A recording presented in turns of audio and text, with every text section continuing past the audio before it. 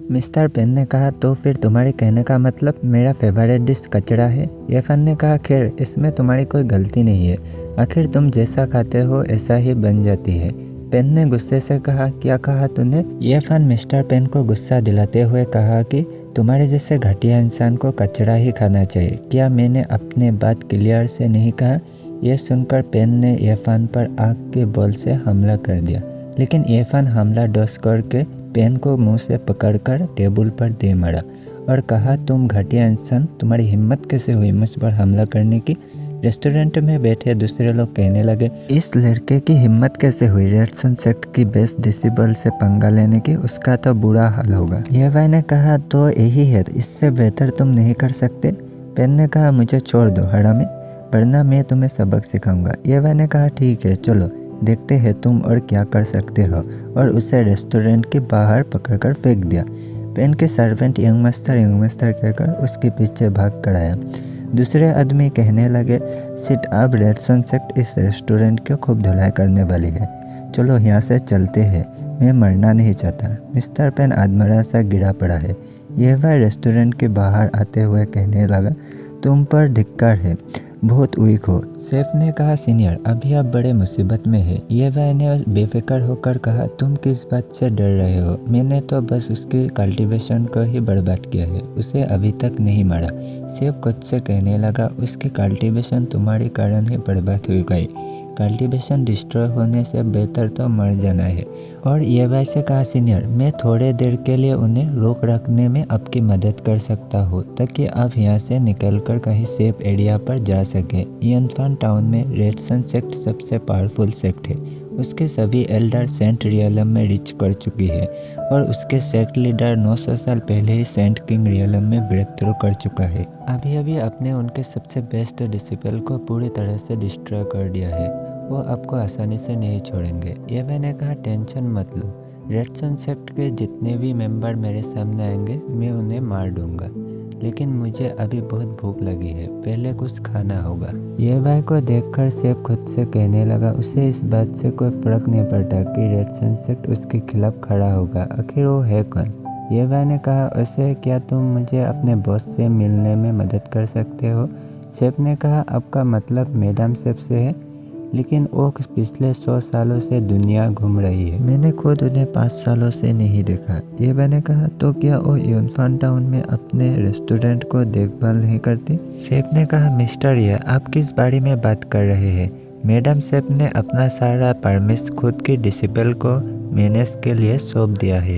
यह सुनकर ये भाई खुद से कहने लगा, मुझे पता था कि यह इतना आसान नहीं हो सकता, यह घटिया सिस्टम मुझ पर इतना मेहरबान कैसे कर सकता है कि इतना आसान काम दे दे। खाना खाते हुए ये भाई शेफ से कहा, क्या तुम्हें पता है कि टाउन में जीनी सेक्ट कहाँ है? शेफ ने कहा, सेक्शन जीनी, ये क्या है, कोई सेक्ट या कुछ और? ये मैंने कहा, ठीक है इसे भूल जाओ, तुम आगे बढ़ो, अगले कुछ दिनों के लिए मैं खाना और रहने के लिए तुम पर ही निर्भर करूंगा। शेफ ने झुककर कहा, ठीक है मास्टर। अगले पैनल पर रेड सन सेक्ट में दिखाया जाता है, क्या पेन होंग की कल्टीवेशन डिस्ट्रॉय हो गई?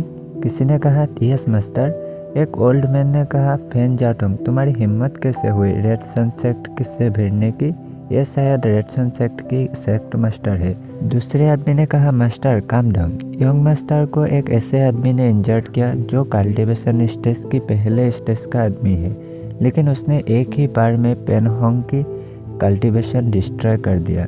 यह आदमी शायद एक्स्ट्राऑर्डिनरी होगी। दूसरी जगह रेड सन सेक्ट की थर्ड एल्डर टेजर पर कब्जा करने के लिए 13 और 14 स्कॉट को लीड करते हुए नेचुरल टॉम की ओर बढ़ रहा है। स्क्वाड में किसी ने थर्ड एल्डर से कहा, इस नाजुक समय में स्थिति को हार्ड बनाने का उचित नहीं है, इसलिए प्लीज दोबारा सोच ले एल्डर। फिर से दूसरे और रेड सन सेक्ट की क्लैन लीडर को दिखाया जाता है। क्लैन लीडर ने कहा, ठीक है हमारे आदमियों को भेजो ताकि रेस्टोरेंट और उस आदमी पर नजर रखे।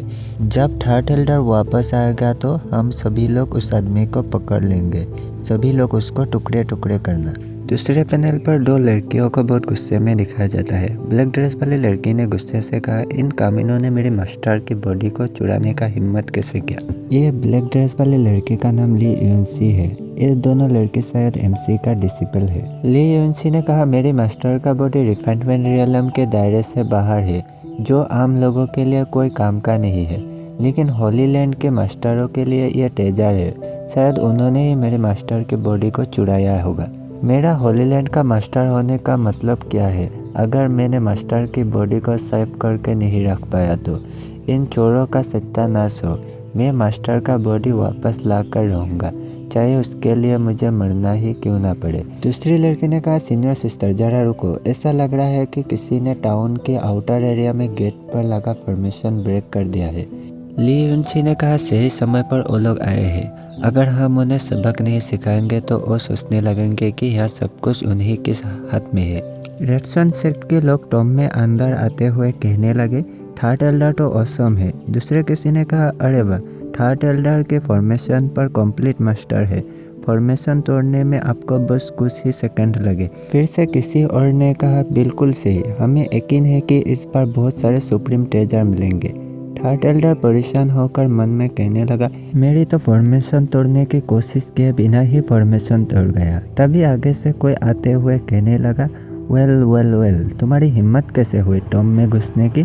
थर्ड एल्डर आगे देखते हुए कहने लगा, बस करो, क्या तुम भी इस काम के लिए यहाँ नहीं आए? और गुस्से से कहने लगा, ट्रेजर यहीं छोड़ दो, वरना मैं तुम्हें मार दूंगा। यह सुनकर जूनियर सिस्टर गुस्से से कहने लगा, सीनियर सिस्टर, हमें कितने को जिंदा रखना चाहिए या सभी को मार दो। ली यूनसी ने कहा, बस जो ज़्यादा बोलता है उसे जिंदा रखो, बाकी सभी को मार दो। थर्ड एल्डर खुद से कहने लगा, स्पिरिट रियलम के मार्शल आर्टिस्ट के ग्रुप से सराउंडेड होने के बावजूद डरने की बजाय वो जान से मारने के लिए डिटरमाइंड है। और लड़कियों को कहने लगा, अगर ऐसा है तो लेडीज पर हमें हाथ उठाने के लिए दोष मत देना। और चिल्लाकर कहा, तो चलो हमला करो। और सभी लोग लड़ाई के लिए भागकर आगे आने लगे। तभी जूनियर सिस्टर ने फॉर्मेशन सेट करके हमला करने लगा और ली यूनसी ने स्वॉर्ड लेकर आगे बढ़कर लड़ाई के लिए आने लगा। वीडियो को यहाँ तक देख लिया है तो प्लीज़ लाइक और सब्सक्राइब करके जाना।